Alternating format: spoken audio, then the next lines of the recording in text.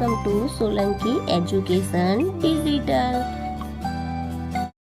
16મો બાદબાકી કરો. તો અહીંયા બાદબાકીમાં પણ આ રીતે જ કરવાનું છે. 0.9 ઓછા 0.2 પોઈન્ટ નીચે પોઈન્ટ. આ જે રીતે લખ્યું છે 9 માંથી 2 જાય તો 7, અહીંયા પોઈન્ટ અહીંયા શૂન્ય, એટલે જવાબ આવશે 0.7. અહીંયા પણ જુઓ 1.4 ઓછા 0.2 એટલે 4 માંથી 2 જાય તો 2, એટલે 1.2 જવાબ. અહીંયા જુઓ 3.8 ઓછા 1.9.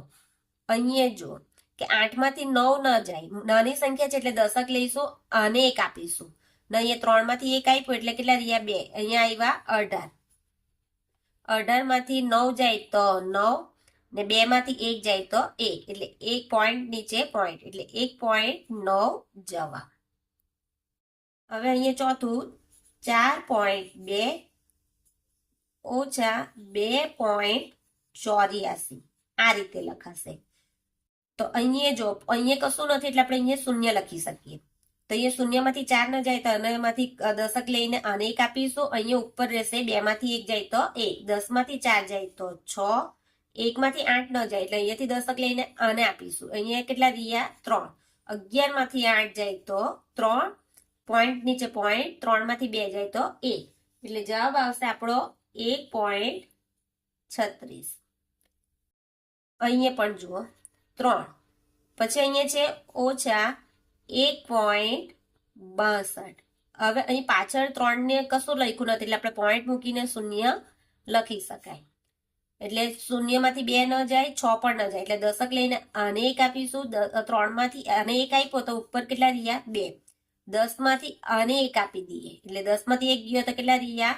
9. હવે 10 માંથી 2 જાય તો 8, 9 માંથી 6 જાય તો 3 અને 2 માંથી 1 જાય તો 1, એટલે જવાબ આવશે 1.38. છઠ્ઠું 16.3 ઓછા 9. અહીંયા આગળ 9 નહીં લખાય કેમ કે પાછળ મીંડું લખીશું તો 90 થઈ જાય એટલે આગળ અહીંયા શૂન્ય લખીએ, ગણતરીમાં ભૂલ ના આવે એટલે. ને 31. આ જે રીતે લખ્યું છે એ જ રીતે લખીશું. હવે અહીંયા કશું નથી તો આપણે અહીંયા શૂન્ય લખી શકીએ. હવે શૂન્યમાંથી 1 ન જાય એટલે આને દશક આપીને આને 1 આપીશું. 10 માંથી 1 જાય તો કેટલા રહે? 9. અહીંયા 3 માંથી 1 આપ્યું એટલે અહીંયા 2 રહ્યા. હવે 2 માંથી 3 ન જાય એટલે અહીંયા દશક લઈને આને આપીશું. 6 માંથી આને 1 આપ્યો તો કેટલા રહ્યા?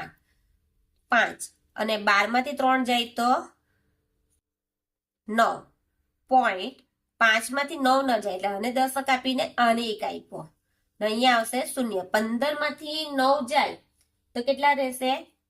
6 ને અહીંયા રહેશે 0, એટલે જવાબ આવશે 6.99. આ શૂન્ય લખવું હોય તો લખી શકો, નહીં તો 6.99 જવાબ આવશે આપણો.